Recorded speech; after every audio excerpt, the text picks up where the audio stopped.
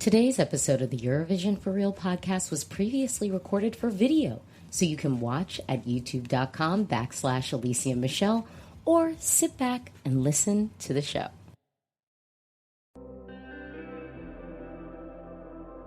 Welcome, everybody. Before we get into this, I just want us to take a moment to breathe. Breathe in. Breathe out. Because this has been a long Eurovision season, and we made it. We made it. You made it. And this is our moment to get hopeful, to reflect back and reflect so that we can move forward better than we once were. I want to thank everyone for joining. And we're going to have an amazing conversation. But you know, I wouldn't be me if we didn't kick it off the only way that I know how. And for almost one last time, we might do it one more time, but for almost one last time, let's play that funky theme song. Eurovision 2024. I got a new video. Alesia Michelle. Hey girl. I'm ready to go. How you feeling? Eurovision fan. Yeah. Are you ready for the show? We gotta keep it real. We gotta keep it real. Let's go. Let's go, let's go. Hey, I am Alesia Michelle. If you've never been to my channel before, welcome. If you love the Eurovision Song Contest, this is your opportunity to like this video and to subscribe. And I'm going to do a little caveat with that because Eurovision is not just a TV show. It is us. It is this community. If you find solace in it, if you feel like this is your home, please like this video and do subscribe. Y'all, we got so much to talk about. We got so much to talk about. And if you're watching this on the replay, you could have been here live. You could have been here live. But I've got another video coming out tomorrow where we're really going to get into the nitty gritty and we're going to break down the results. So that one's going to be a little bit mathy. And I know some of y'all don't love math. Look, growing up, I didn't love math either.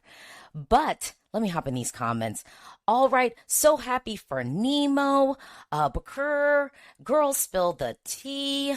Amethyst. Keep it real, girl. We got to keep it real. Okay, Bakur. We need a detox right now. SC98. I really need that therapy session by Alesia.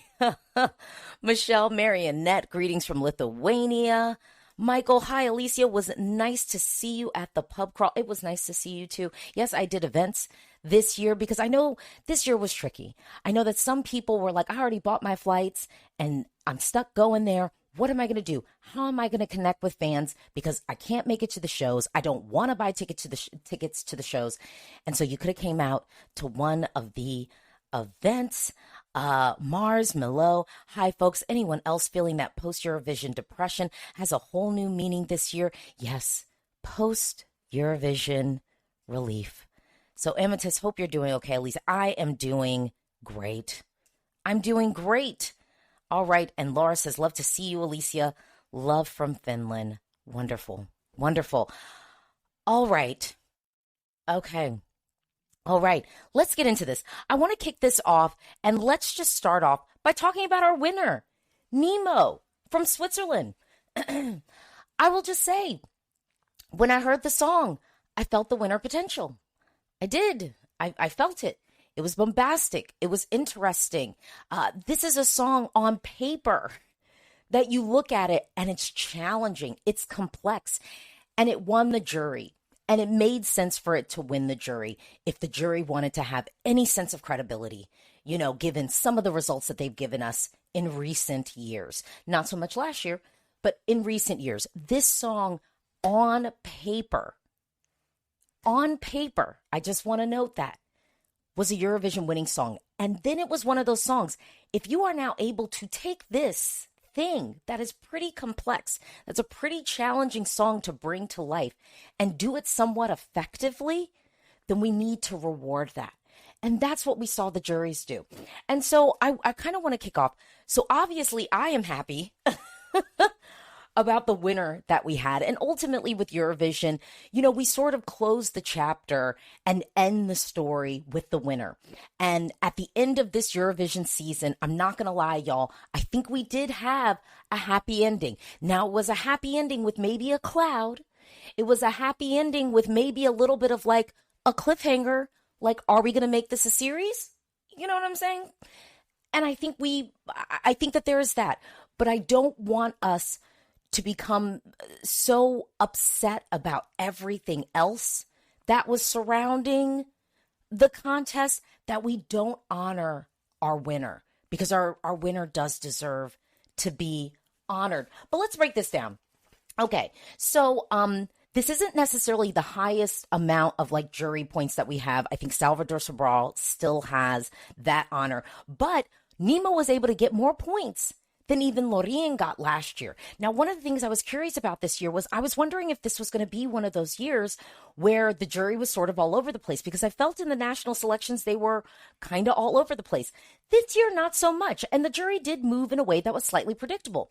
And we're going to have a section at the end of this called the vindication section. And this is where I vindicate you, but this is where also some of y'all are going to have to vindicate me, because I've only been sitting in this chair for almost 9 years, not this exact chair, but on this channel, saying some things. And some people just think at this point, I still don't know what I'm talking about. And that's crazy. Clearly, I have to know something.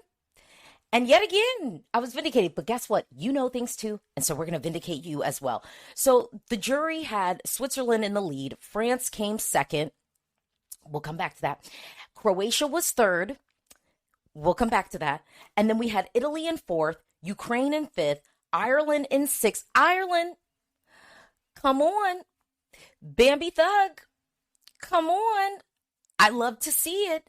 Portugal in seventh, Sweden in eighth, Armenia in ninth, 10th. We rounded out with Germany. I'm not going to lie, y'all. That top 10 looks pretty good to me. And like I said, we're going to really get in the nitty gritty of the results tomorrow. But then in the public vote, public, Croatia first, makes sense. Israel second, low-key makes sense. I was sitting up in this chair telling y'all, prepare yourselves. We did. I think most people were prepared, so it happened. Ukraine, third, still able to be in that top 5 finishing. Not crazy. France, then fourth, and then we had Switzerland. Oh, well, and then I'll round it out. Then Ireland, same place, sixth in the televote, sixth with the jury as well. Then Italy. We'll come back to that. And then we had Greece. Hey, girl. Armenia, and then Lithuania. Okay, and then Sweden was outside of the top 10 of the televote. Looking at these results actually don't look that crazy to me. Overall. We'll dig deeper overall, but let me hop into, what do y'all think? Laura says, we should all thank the jury this year. Mantes, yes, Nemo wasn't my favorite, but understand why it won. It was performed perfectly. Movie Man, Switzerland has won the juries 2 times in the last 4 years. Talk about a turnaround. Switzerland sucked at Eurovision in the 2000s and the 10s. Yes, look at that. And we have to thank Pele. Pele is really the one who went up in there in Switzerland and was like, y'all, we got to get it together. So we got to give shout outs and kudos where due, period. Emitus, Gospodin, I don't think you're going to do anything groundbreaking in this chat. Okay, Gospodin, what are you talking about? Let me go back. Okay, Gospodin, we could have had Switzerland with 300 jury points. It was a bit we could have had Switzerland with 300 jury points. It was a bit enforced to me. Look, y'all, I have been sitting in this chair telling y'all that Switzerland was going to win the jury. I've been telling y'all that. Why? Because again, the composition itself was already challenging. It was already daring. It was already going and doing something that we've seen juries appreciate before. Some of y'all were fighting me, thinking that France was going to win. I was like, if France couldn't win with Voila, it ain't going to win with this one. I was like, it could come second or third. Okay. But I also thought that Croatia was going to come third. I was kind of like, I think Croatia's going to see themselves on the other side of and do better than what Katia did last year for numerous reasons. Steven says, well-deserved win. Just feel bad for Switzerland winning after so long with the mess of the EBU. But congrats Switzerland, Music Forum highlighting the thing. The code only came fifth with the televoting. Here's the thing. I think it could have done better with the televote. And I hate to say it because some of y'all hate it when I say it. Styling matters. It can be distracting for some people. And I think if the styling was, what was it? Like the page boy look, the ticket attendant, welcome to the show, taking you on a ride. And we still could have done the topsy-turvy staging. I think people would have received that. If we wanted to wear something that was a little bit gender bender, if we wanted to do something that was even, I think, kind of fun and sort of playing with gender roles and sort of the styling and aesthetics of it all, I kind of was like, why don't we dust off something that maybe is reminiscent of what Celine wore on the stage, which is kind of iconic for the wrong ways, but I think we could have, maybe even remixed it. I just think the styling felt disconnected for some people at home. And I hate to say that, but I do think it might have done better with the televote if we had that. Let's get into some of these other, Tony, nothing wrong with fifth, but we could have had it. We could have had a top three. We could have had a top three. I could have had space for that. We could have had a fourth. But, it's whatever. Sam Surlier, the jury was such a joke this year. Serbia got 22 points only, and Georgia and Slovenia, who can outsing 95% of the jury, probably got less points. Got less points than Spain. Well, sometimes.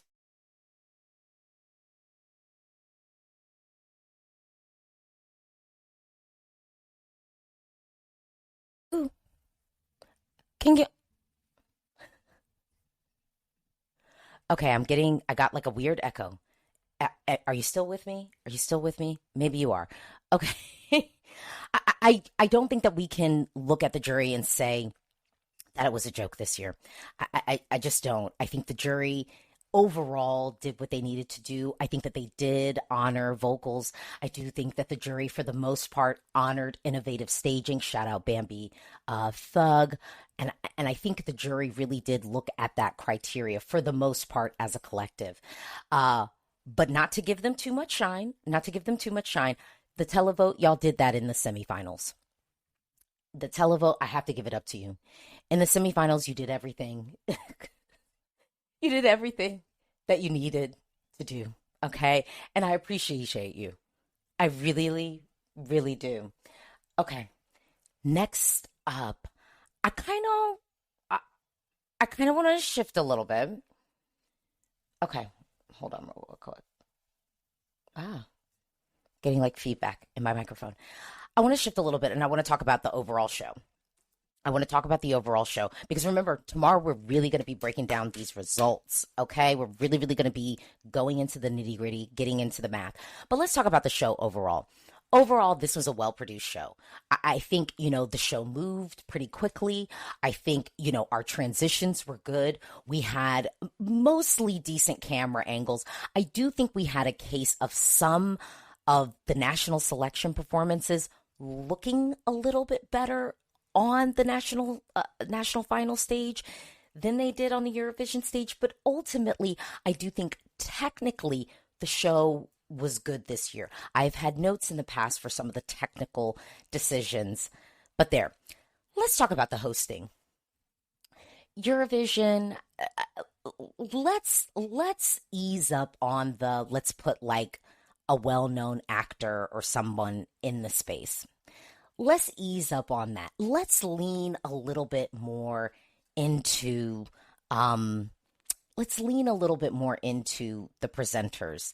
Let me hop into some of the comments. Seba, Spain looked way better in Benidorm. I kind of agree with you. Spain's performance was one of the performances that I do think actually, because there's something about that performance that gives a little bit cabaret. It gives a little bit intimate, but come on in. We're in the club together.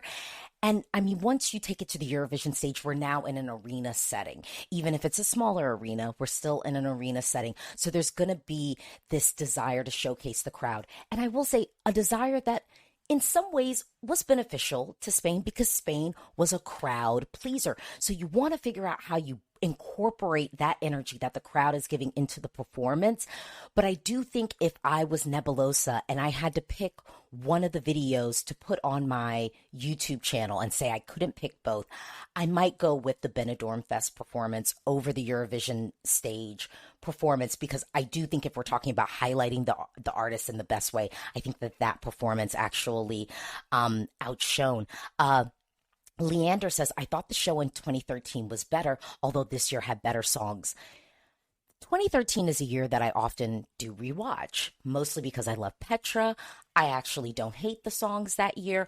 And of course, I do think this year, song-wise, was one of the best sonic experiences we've had at Eurovision. I don't want that to be lost. That, to me, song-wise, this was the best collection of songs I think we've ever had at Eurovision. I think us calling this the best holistic show, I think we can still have a conversation about 2016 and even 2023 in that regard. And I would say mostly I think that because of the hosting, the ball was dropped by Malin. Sorry, girl. You're an actress. That's great. But presenting is a different beast. And I'm sure that you now know that it is a little bit of a different beast. So for Switzerland, next year, I don't know what y'all want to do. I don't know what y'all want to do, but let's not go from the can of like Swiss actors. Let's really, really try to find comedians. Let's try to find presenters. Let's try to find theater performers, people who have that ability to improv and kind of move on their feet. You kind of need to have a little bit of energy like that with anything that is a live show. Frederick says, but Malin was warm and kind. She was really pleasant and improved through the 3 shows. With love, this is the Eurovision Song Contest stage. I don't want most improved. This is not your test run. I want proven, tested talent. You can be nice and you can be kind, and this can still not be the form with which you will excel. And I want to see people, Gospodin, referring to the comment that talked to me, I said the code won't do anything groundbreaking after the contest. That's why. Oh, okay.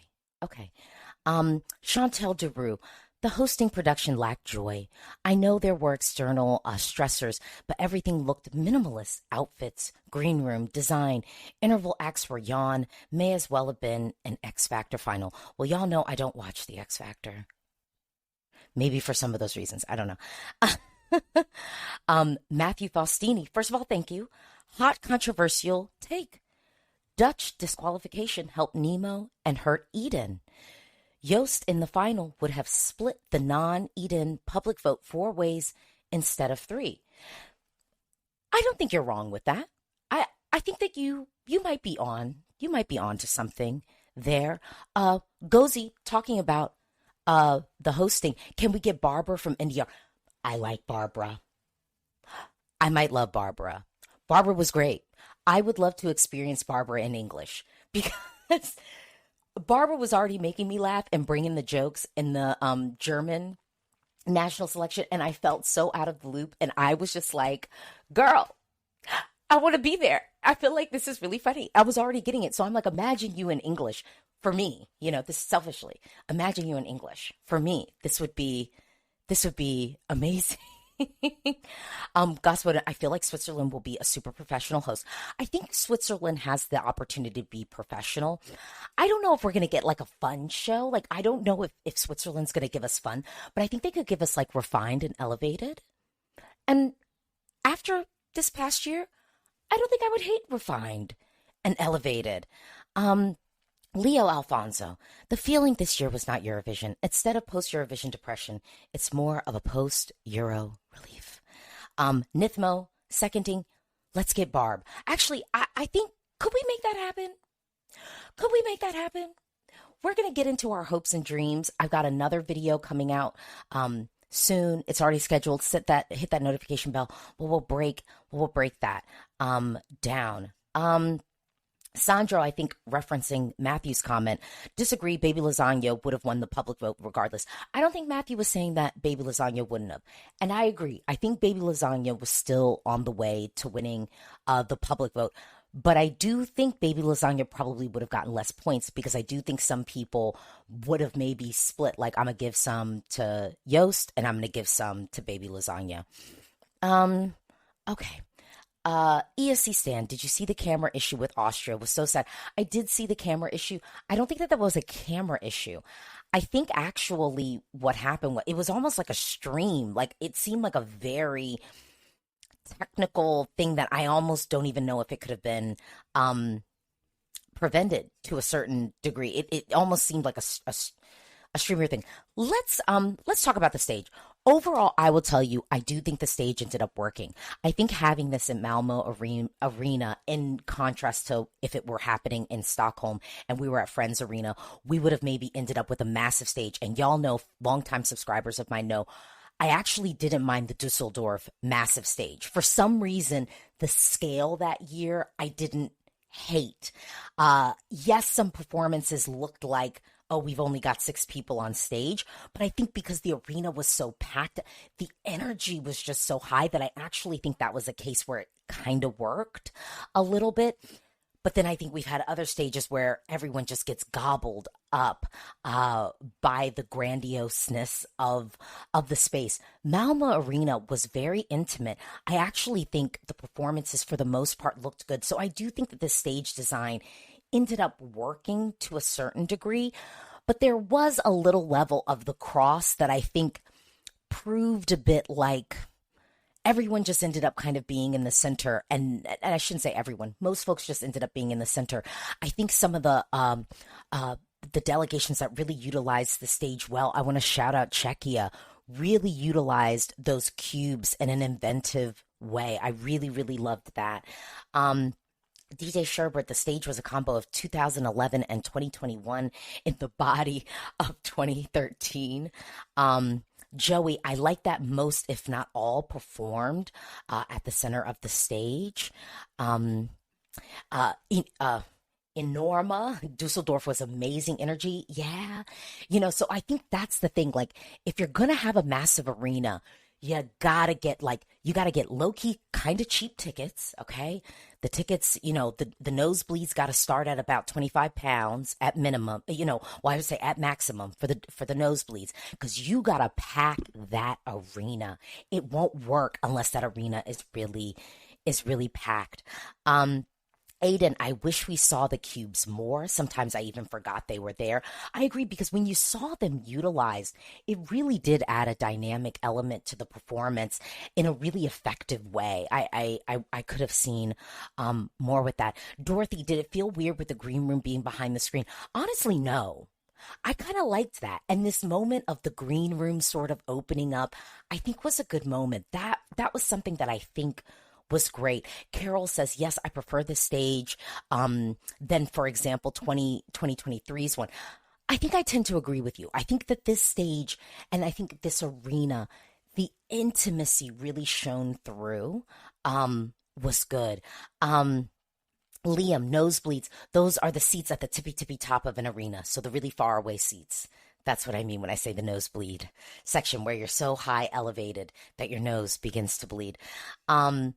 So, Stephen, yes, Jedward slayed on that big stage in 2011. Sorry, but it's true. It's just, I do think you can do big stage, big arena, but you got to be thoughtful about it. And when you're doing big stage, big arena, the crowd has to be hyped.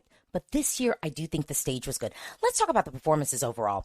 First of all, I just want to start off by saying, I told you so. We were going to get the holograms. We were going to get the holograms. Okay. For all that was said about the rigging of it all for ABBA, we really didn't have that much ABBA.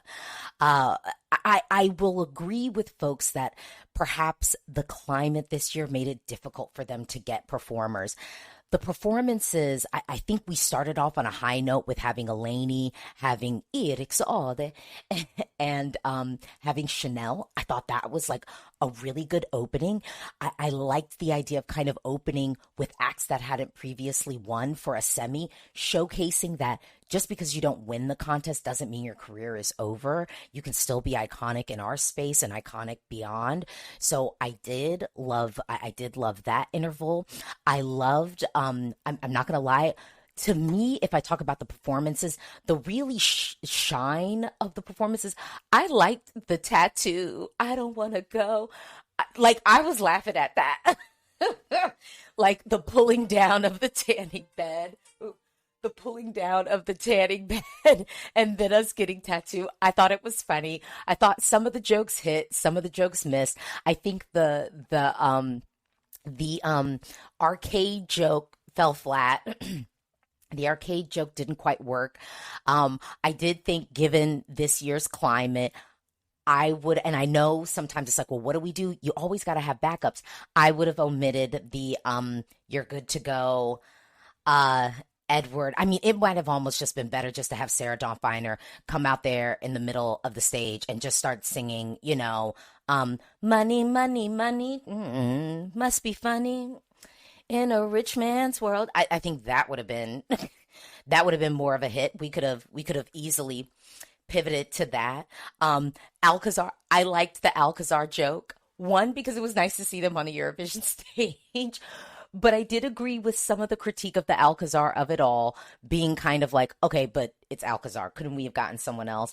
Raphael, the Benjamin Ingrosso interval felt incredibly flat in the arena. It did, because if anything, you're playing to a Swedish crowd. So I thought I enjoyed the Benjamin Ingrosso interval act because I like Benjamin Ingrosso. Y'all know I was calling him Little Benny all them years back. And so to see him sort of mature and grow as a performer, I would really love him to hit it big in the US. I know the US is a huge music market. I think that he is talented enough to do so. But I did think it was a weird interval act to have, because it's like, I think for those of us in the bubble and for Swedes, it'd be interesting. But if he's not really that big outside, it was just kind of like, okay. You know what I mean? Because it really was like a Benjamin Ingrosso halftime show, as opposed to in the past when we've seen some local performers, they're performing in something that's like a piece, or like the whole piece is like a message or something like that. And in a year like this, I think that actually would have been more effective than having the Benjamin Ingrosso halftime show, even though I didn't mind it. So yeah, Lorenzo T. Petra's postcard was also fun. I loved that.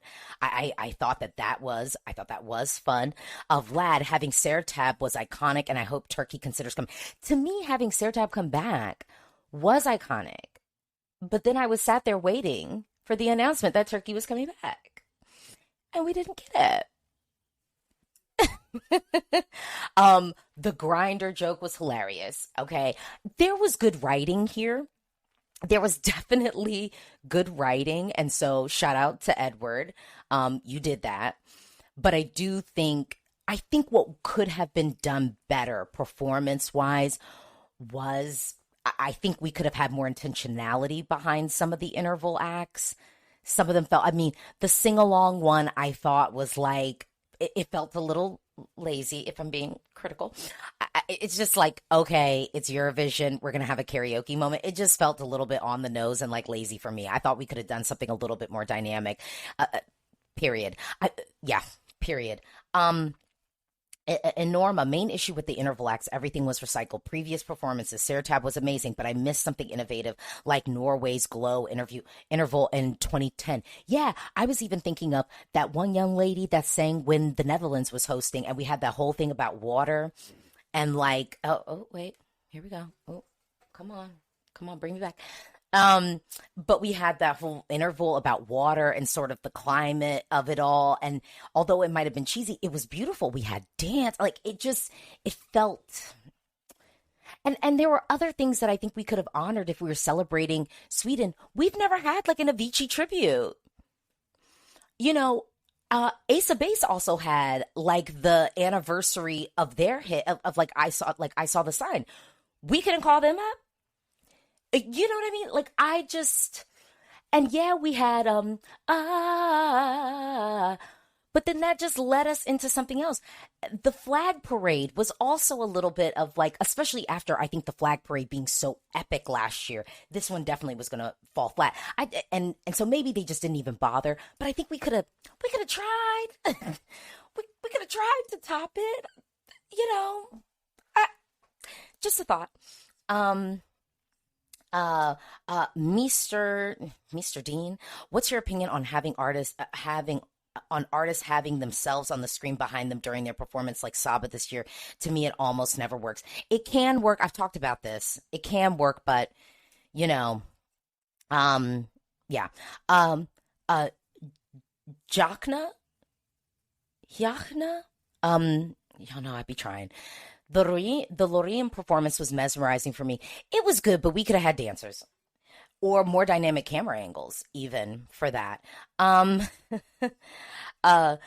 Jess, what was this? Je Sargent. Sing along felt cheesy for anyone outside the bubble. The performances, yeah. Someone said Jodney, the face in the background performance often feels lazy. It can. And then I will say Raphael, it worked for Sylvester Bell. I just like it when it's manipulated and intentional. So I've talked about that ad nauseum, and I don't think we had a whole bunch of face performances this year, so it wasn't really the banner thing. Okay, let's move on. Let's talk about the rest of the world voting, because I am an American Eurovision fan, and I did do my voting this year. I did. And I will say at the grand final, I voted for 3 countries, okay? Croatia, Ireland, and Switzerland, okay? Because I got 3 credit cards, and I voted for them. That is what I did.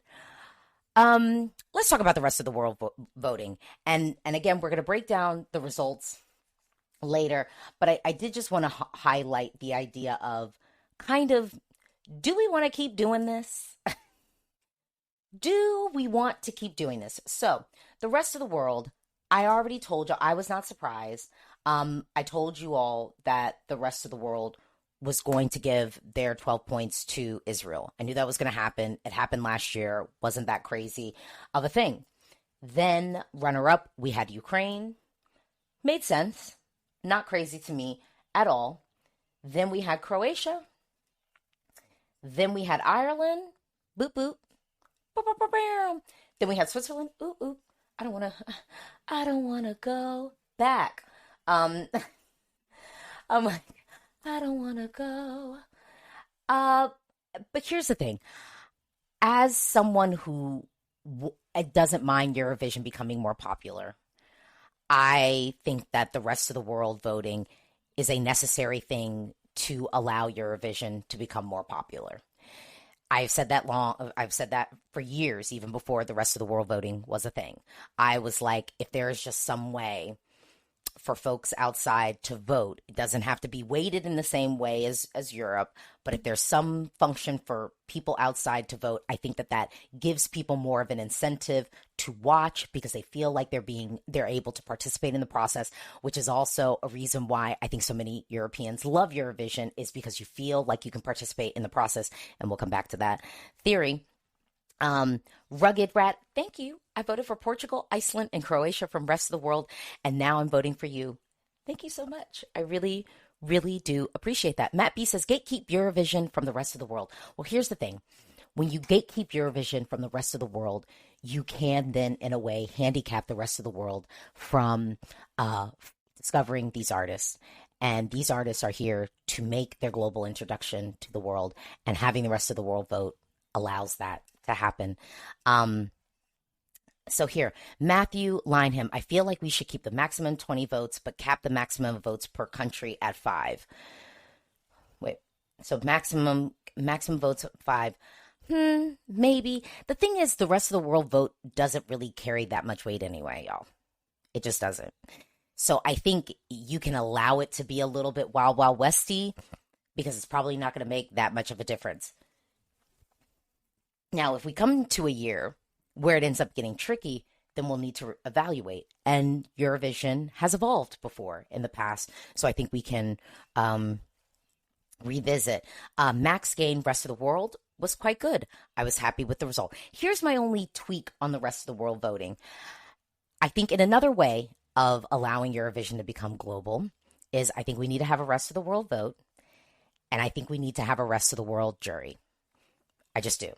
I think that this is an opportunity to bring in, I mean, if we were able to get Justin Timberlake at an interval act and Madonna, I just think, why don't we bring in some, record producers from Latin America? Why don't we bring in some, maybe an artist from the States, someone from Canada, someone from Southeast Asia? Can we get some K-pop people in the mix? Cassiopeia, she's got a hookup. So we could get some K-pop artists in the mix. Let's get somebody from Turkey. Sarah Tab, we got her phone number. We could call her up. I think that we need to think about having a rest of the world, yes, televote, and I think we need to think about the jury. And I will deliver the points. But no, I think that we do need to have that. Overall, I think where the rest of the world ended up allocating points, it wasn't crazy. Like, I don't think that there was any country kind of included in there that was like, huh? How did they get points? I think it did line up ultimately. So I think rest of the world voting is here to stay, but I do think we could revisit. Lucia, it's great that Eurovision is becoming more popular among Americans. It should have been more popular before. I agree. Excuse me. ESC stand, yes, rest of the world jury would be so good. Frederick, yes, rest of the world jury is a very interesting idea. Okay, so y'all kind of agree. Oh, Lucia, yes, rest of the world jury. Yes, finally someone's saying that. So no, I think this, and then we got Daniel, no rest of the world jury. Absolutely not. Daniel, don't rain on my parade. I just feel like, though, if we're balancing all of Eurovision, if all of Europe out, then I think we need to balance the rest of the world jury out as well. And like I said, I think it would be an easy thing to do to make it up of folks outside of the bubble. I just don't think that it would be outside, participating country bubble. I don't think that would be a crazy thing. So yeah, just we're moving on that. Okay. Let's have a little moment for the songs that we left behind. I'll tell you, the candle that I'm lighting this year is I'm lighting the candle for Malta because, y'all, Europe, what does Malta have to do for you? Have a cleaner national selection? Because that's what I think it is. I think the first impression that Malta is giving in their national selection is not great. And I think that it is tainting a little bit of the momentum that a small country like Malta really needs to have. And that's sort of my piece on that. Rydas says, yes, Malta, so robbed. Ellen said, Austria. What are you talking about Austria for? We're talking about the songs we left behind. We're talking about the songs that didn't even make it to the final. Let's live there. The next one, Australia.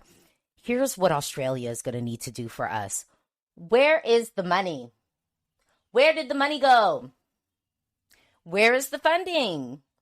And who was in charge of that staging? Because we didn't have a narrative. We didn't have intentionality. What happened? You could have made it. You could have made it. But no, really, Australia, we need to get intentional about our staging again. Because y'all are low-key invited guests to the party, you know what I mean? And so as invited guests, y'all got to invest. You know what I mean?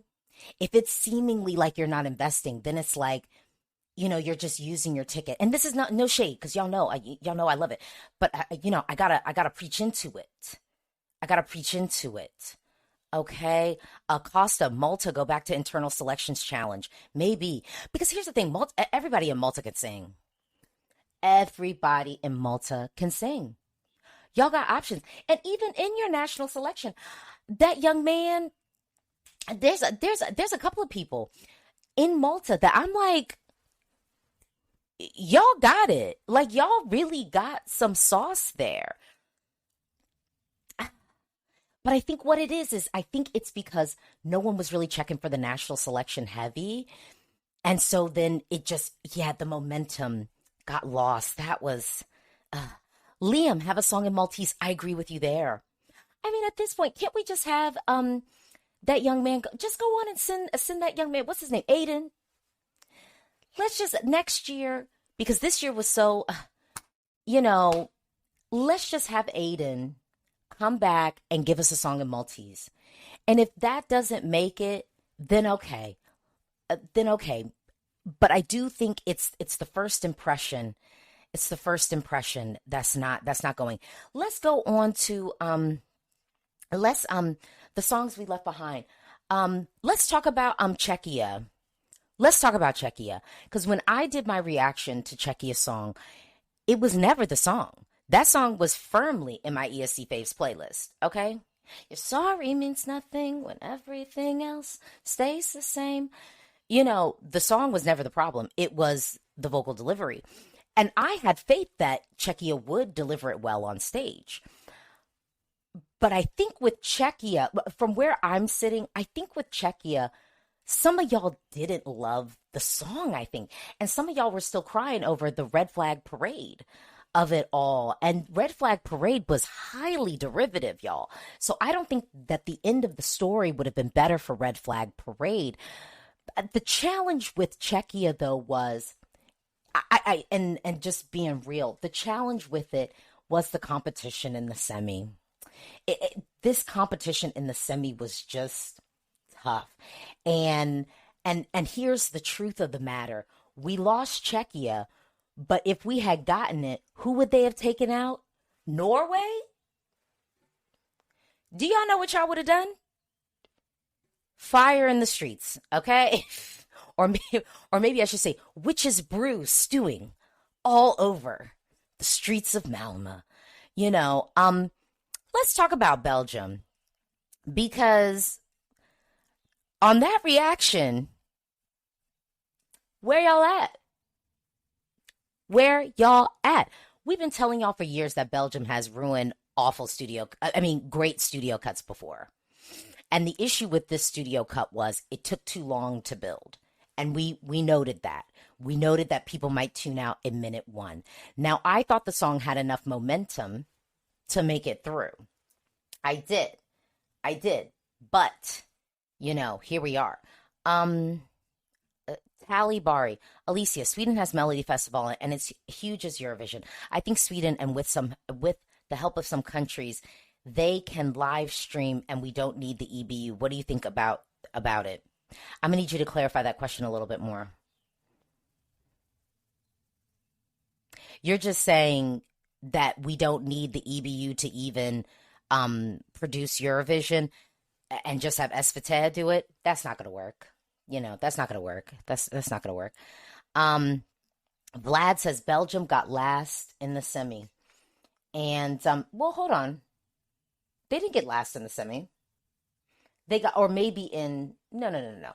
Malta got last in the semi. Malta got last in the semi, and that didn't feel right. Sony.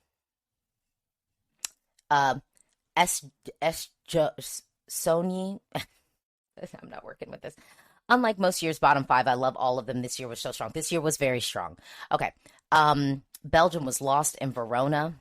Agu says Malta's performance looks sloppy. Sorry, it didn't look that sloppy. Okay. Gospel, I knew Belgium would non-qualify even before the rehearsals.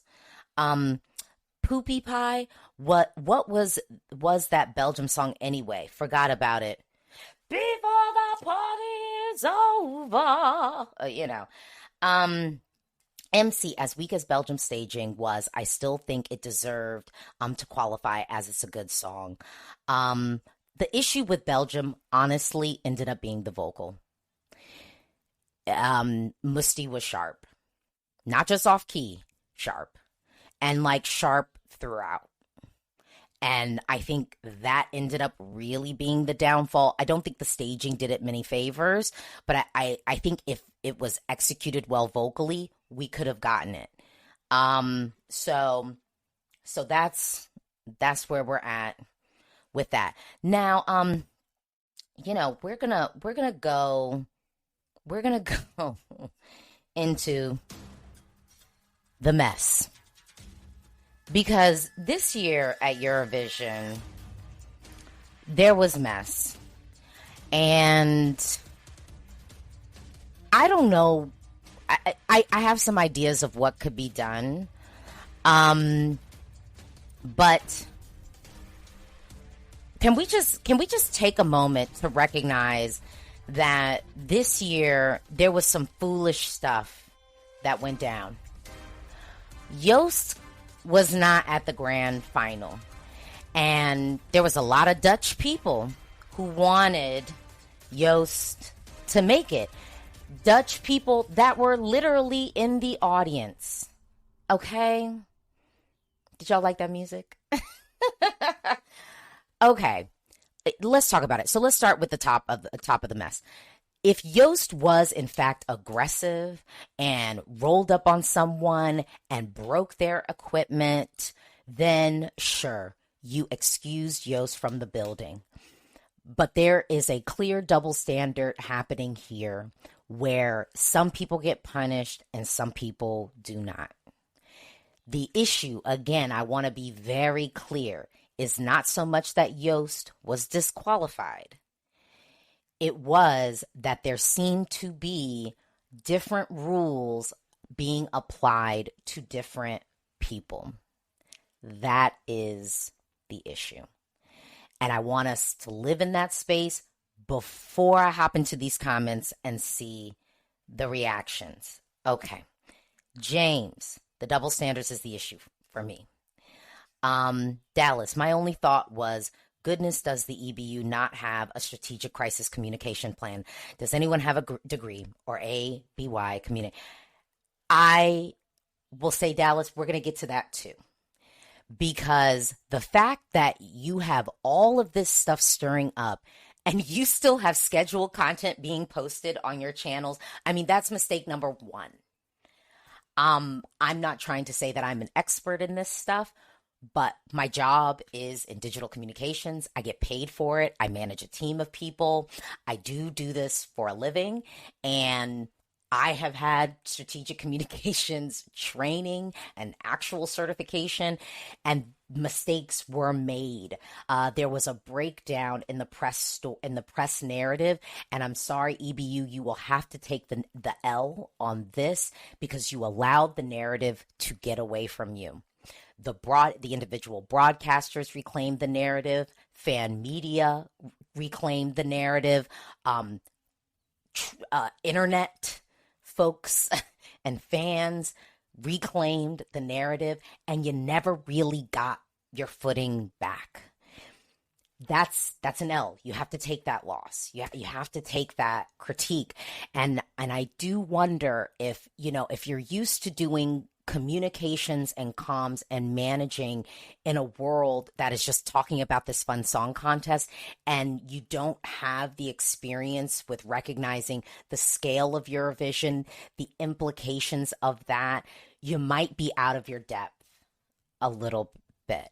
And that is something that, yes, there are companies who do outsource this, but I would say any modern team now, any modern communications team, both traditional comms and digital comms, needs to have somebody on staff who does have some type of training and certification with that. And so I think the team that is in place, like, this is no shade, this is really just the facts. At my job, if something like this had happened, somebody would probably be losing their job. I just somebody would probably be losing their job. It just is what it is. Simon, fan media being the actual ones who covered the news instead of the established media. Come on now. I just, Music Forum, yeah, the Netherlands deserves better, I think. Yeah, Andrew, they didn't let any press and fans not knowing what's going on. The problem was this, and Frederick, you're right, poor communication led to a lot of speculation. That was where the EBU lost it. And lost it in a way that was particularly funky after you sent out a statement a month prior talking about abuse and harassment of artists. So you gave vague information, allowed people to run with it. And knowing the world that we live in, people were going to run with it. This is something you have to anticipate. You didn't efficiently inoculate the message. You didn't. You should have. And then also, I'm going to be real. And with love, I did send this to some of my colleagues in the States who are press people. The statement on the Dutch participation. And so many of them were like, huh? Like, why are you saying that? So let me just read this. The Dutch artist was disqualified, blah, blah, blah, blah, blah, following threatening behavior directed at a female member of the production crew. Why does the person's gender matter? That was messy. That was an error. Like, it should have just been a member of the production crew was threatened, had their equipment broken, and so now we are investigating with all parties what exactly went down. The writing on that one wasn't so great, y'all. It just wasn't, and you needed to be more specific in that moment. This is very, very unfortunate. Thin as Sajay. Yost was getting defamed left and right and center with these rumors. Where was the communication? And not just defamation, because defamation spoken. Libel. There were articles written by actual big publications that wrote things that were not true. Did press reach out and we didn't return the calls? Did they say that they were going to write a story? That was not great. That was not great. Yeah, that was not great. Sarisa, yeah, including the gender made it seem more pointed and an attempt to defame Yost. And I'm happy that RTP made a formal complaint to the EBU about this. But again, let's bring it back a little bit. So the Yost situation was not great from I think a basic comms perspective. If we want to analyze what do you not do in a crisis comms situation, this is just going to have to be used as an example, period. And if jobs are lost from this incident, that would not be a crazy thing. Like I said, in my organization, if something like this went down, there would be people fired. If not fired, removed, demoted, moved to another section to work on something a little bit maybe more within their depth. That's just how it kind of goes. And I say this because we've had experiences, but never this bad. It just never this bad. This was not good. So then moving on, you had an article talking about statement on abuse and harassment of the artist, and yet you accredited individuals who had documented abuse and harassment against the artist. And I will just tell you, I tweeted this out the other day, but I was being basically cyberbullied by a journalist who was posting things. I have screenshots. I shared those things. That person was in the press room. If I have to block you in fake life, aka the internet, then I am not going to be in a physical, in real life space with you. Why would I do that? This person had already proven that they were unethical, operating in bad faith, and you accredited them. You gave them access to a space, and by effect, gave them access to me and others, to them possibly do the thing that they were doing before. The EBU needs to immediately reevaluate their accreditation process. And I will say that might work to my disadvantage. I might then not get access. And guess what? I will be okay with that. I will have to be okay with that, because if me not being in a space that could potentially put me at risk of having someone libel me and defame me and attack me on the internet, I am okay with not being in a space with that individual or individuals. You accredited people, and I would say the EBU needs to do it for press. And the EBU needs to set standards for delegations and make them sign agreements. If you are backstage and you are taking pictures of people, one, you are backstage, you have extra access. You then are now taking pictures of people and then writing petty garbage on social media about those people. Why are you still there? That is insane. That makes no sense. That is not okay. It is not okay. And I sat in this chair and I wrote it, and so no one can make pretend any stories. I didn't think any of the performers, and I will say it again, including Eden, deserved the abuse that they were getting on the internet. Period. People were making fun of her appearance. That was not okay. If you were mad with what the Israeli government was doing, cool.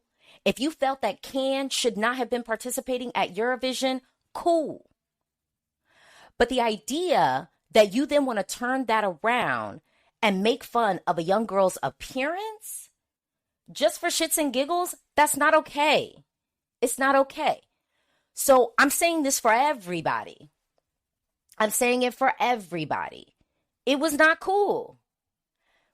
And the fact that there were people who got extra special access, this is not just press. Special access. To be in the delegation bubble is special access. Who were engaging in cyberbullying and harassment, because that is what it is. If you are taking a picture of someone without their not even taking a picture, if you are taking a photo of a photo and then talking shit on social media about that person, if you are actively saying, oh, don't vote for this song, blah, blah, blah, and you are sat up in a delegation bubble, you are not allowed to be there. You should not be able to have the access to be there, period. And if Yost is getting ousted for being bad and yelling at someone and making threatening remarks, then those people should have been removed as well, period. I'm not going to say anything else on it. I'm done. Because I will say I've been covering Eurovision for years. I have always had critiques about some of the professionalism, the work ethic of some of the people in the press room. Some, not all. There are some people who are there to work, and there are some people who are there to post up, take photos, and watch the shows. If I'm in the press room, I want to work. That's what I'm there to do. That's what I want to do. If you are in a delegate bubble, you are not there just to be posted up talking shit about other people. Don't you have a job? And let me just say, because some of the comments that I got on my social was telling me to get a real job. I have one. I have one. So, this was unfortunate. We have had a pattern of I think, and this has been a slippery slope of, I think, lax policies around access. And I'm saying in this moment, we can't do that anymore. We can't do that anymore. I think even for press, your access should be based upon your actual reach, the content you have produced, and you need to write out and tell them what you plan to produce with the access that you will be given. And I do believe the comms team should evaluate all of those on a case-by-case basis. For the delegations, because there's a little bit more flexibility, they can have a social media person, they have a stylist, they have makeup people. Those people need to sign agreements. And the agreement needs to be clear that if you do any of these things, your access will be immediately revoked. And guess what? Your artist might have to go on stage with no makeup. And that's going to be on you because you were there to do a job. And clearly you were busy doing something else that was not your job. Okay? And anyone engaging in gotcha journalism, surveilling, because this was happening. There were people definitely like walking over, ear hustling folks' conversations, looking over in people's like computers to seeing what they were writing and trying to like take pictures. You should not be there. And if someone reports it, you should be immediately removed. It's simple. Swiss Steph. Not want to look biased, but Switzerland winning and coming back where everything started could be a good restart. Can't wait to host y'all. Look, we have an opportunity to really reset this year, 2025. And I am optimistic that we will be able to do that reset. I am optimistic that that reset will occur. Okay? I I I really, really think that this year, and I work in labor, so I'm not coming for people's jobs. But clearly changes need to be made. And I'll be real. I mean, and can I just be candid with y'all? Can I just be candid with y'all?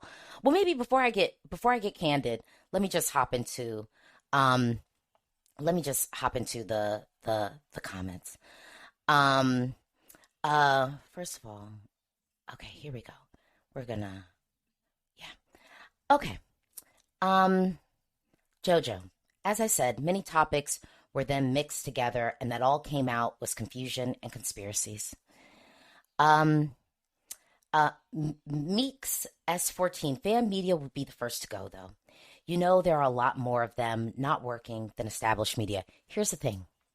This is why when people apply, you have a real application process where you pick and choose, where you go, this person has the most reach, most subscribers.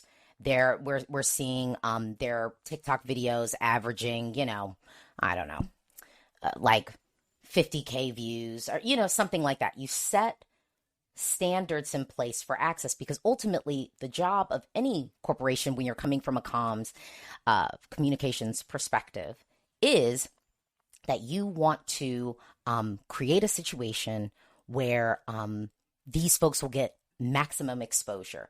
You also might say, what are your audiences? You might want some people who it's like, oh, the bulk of your audience is the US. We want to grow there. So we're going to we're going to make sure that you're in the room. You also make these people tell you what they are going to produce with that access. And you should really vet it and maybe even come back at people and say, hey, you said you were going to do this. This person's already doing this. So like, are y'all going to work together? Like, it's just like actually vetting people. And it takes work. And I know capacity is a thing, but it is necessary work that clearly needs to happen so that you can move forward, getting that maximum reach and creating an environment conducive to working. Okay. Kind Diva, the way all the artists have no nice things to say about their experience. Feel so bad for them. Yeah. Yeah. Frederick, wow, bravo, Alesia, for such insightful remarks. Very mature and balanced. I'm not a child. um, Fade away and radiate. Do you think the experience this year will prevent some countries from coming back next year? In a way, I would hope. And I say I would hope in the sense that they go, yo, this happened, this happened, this happened. Tell me why I should come back to this. Because it cost me this much and this much and this much. So, like, you need to tell me that this and this and this is not going to happen so that I can justify paying this and this and this to be present. And I think that that is a fair thing that all broadcasters should do. Vlad, Bosnia is considering coming back. I don't know if they're coming back to Switzerland, though, y'all. Ooh. Music forum. Yeah, we should reset everything from voting system to sponsors. We'll see. We'll see. Audie, what about next year when there will be 10 countries less? Who needs all that? I mean, we'll see. We'll see. We'll see. Saskia, EBU needs to be held to account by outside broadcasters and other organizations. Otherwise, not much will change. I agree with you. The mobilization for this to be better and reset is not going to emerge from us. It's not going to emerge from fan media. And sadly, it probably won't even emerge from the artist. It's going to have to emerge from the broadcasters. Now, what the artists can do is they can tell those broadcasters, how can I in good faith tell my other musical colleagues to want to participate in this if this is the way they're going to be treated? And then that's going to rise. So then the country's going to go, crap, we don't want to send like a bad song. We don't want to send something like awful, so we got to do something. So we got to go to the EBU. And ultimately, the EBU, you want to have a good quality contest. Because if you want to have sponsors, if you want to have more viewers, you got to have people folks are going to want to tune in to see. You're not going to have big name people. Yost was a big name person this year. Ali Alexander was a big name person this year. Marina Sati was a big name person, known before Eurovision. This wasn't some of these folks like debut. You want to have more of those known names participating at Eurovision because they're going to bring more eyes to the contest. If they feel like they're going to show up and be disrespected, treated poorly, like surveilled and like harassed, they're not going to want to be present. And that's across the board. I'm speaking generally. That's across the board. So, you know, there's that. Teddy, Australia is for sure withdrawing next year. No, they're not. They still got the contract. They renewed. Australia's coming back. Max, Nemo did not deserve to win, period. 5th on the televote. Juries messed up everything again. They absolutely did not. Y'all, televote, I will give you your shine in the semifinals. You did that. You did that. At the grand final, it was I. It was I. It was I. I mean, if we had done a 60-40 split, Croatia would have won. And, you know, and I've been a long time proponent of, I like the 60-40 split. 60 televote, 40 jury. I'm cool with that. And Croatia would have won. And obviously, y'all know I would have been cool with that. But I am also cool. Like, don't have that make you confused to thinking that I'm not cool with Switzerland winning. I'm absolutely cool with this win. We had an extremely strong year. And, you know, I don't want to end this negatively. And, you know, we're going to break down the results tomorrow. So I hope y'all are going to come back tomorrow. But I want to go into, I want to have a little bit of fun with y'all before we sign this off because we don't want to end on a bad note. Some of y'all still don't understand why I do what I do and why people listen to me. And so now we're going to introduce the vindication round. And I'm going to shout out you all who need to be vindicated. So some of y'all said Belgium was never going to qualify when the song came out. And some of y'all were fighting those people. Y'all need to go back in those comments that I know y'all bookmarked, because y'all do that. Y'all need to go back to those comments that I know you bookmarked and give them people a little bit of a mea culpa, because Belgium did not qualify. Some of y'all were saying Belgium was the best song this year. It was not, and it never was. It was good, but it wasn't that. So, Belgium, the people who knew it wasn't going to qualify, I'm giving you your shine. That's your moment. All right. I also want to give it up to the people who said Australia wasn't going to qualify, because I believed they had a chance. Now, I wasn't that wrong, because I think if Australia had actually staged it, they would have been in. But then we would have lost Serbia, right? So that would have been tricky. But I want to give it up to y'all. Because you weren't wrong. So this is the vindication hour. Okay? But then I want to go to the people, because I was getting a lot of people like really upset because I kept saying, look, I love Italy's song. I just don't think it will win. It didn't win. So I want y'all to go back to those comments that I know you bookmarked, and I want you to apologize to me, because I wasn't wrong. And the delusion of it, Italy wasn't even top 5 with the televote. So don't just beat me up. Talk to the rest of the people, because they didn't even pick up the phone, go on the internet, and call for it. Okay, Italy. Now the next one I'm going to say is just, France didn't win the jury. I told you France was going to win the jury. They came second, which I said they could do that, but winning? No. So all of y'all who say I don't like France or whatever, even though France was in my ESC faves playlist this year, because it was, but I knew it wasn't going to win the jury. I knew. So let's go into that. All right. And I was 9 out of 10 for both of the semis. So, because I've seen the tweets where people say my takes are always off. When and where, baby. When and where, baby. And I'm right where it matters. I'm right where it counts. I said Switzerland could win this year, and they did. That was fun. Okay, no, we're gonna keep it going, because I'm gonna get into it with y'all. What do y'all want to be vindicated for? Let's see. Here. So, Mex 14, but France did not win because of poor jury final performance. That was my thought, at least. No. Did you see that margin? Did you see that margin? Switzerland was always going to edge it out. Okay? Ibrahim, France was never going to win the juries. But a lot of people thought that it would. Okay. Oh, wait. Another one. ESC Stan. Where's the people who said Bambi would not qualify? I said Ireland was going to qualify. I even said in my prediction, I was like, oof. I think Ireland could even qualify comfortably. I was like, crazy, crazy. And this was before we even have rehearsals. So yeah, everyone who counted out Bambi Thug. This one's for you.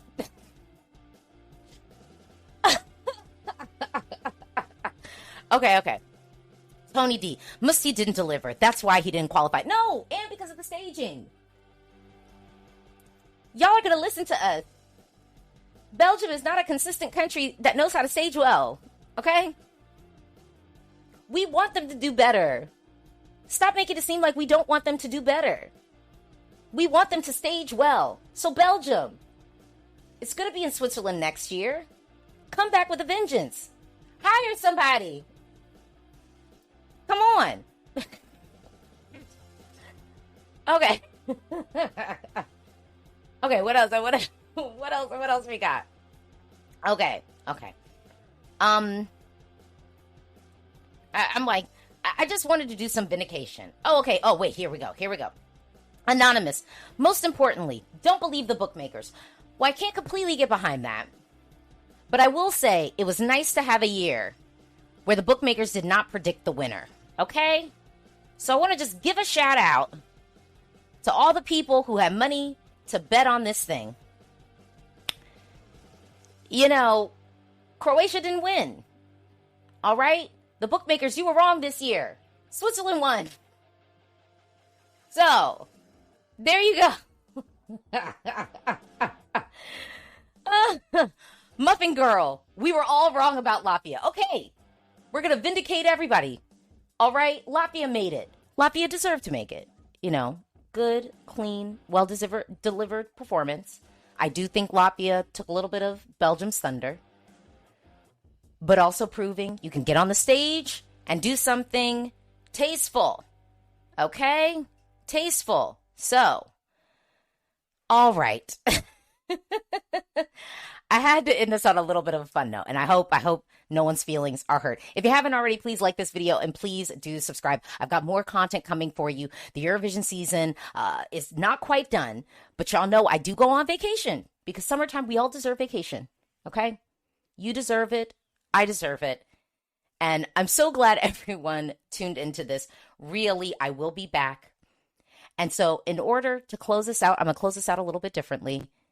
But, you know, I just want everyone to breathe in.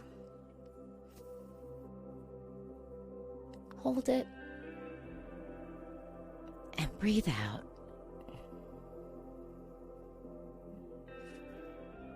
Let's inhale. And let it all go. We're going to have an amazing Eurovision 2025 season. Ultimately, the end of our story was Nemo being crowned. Non-binary, creative, with a song that was a combo of so many genres. We're going back to Switzerland. This is where we got started, y'all. This is like our birthplace.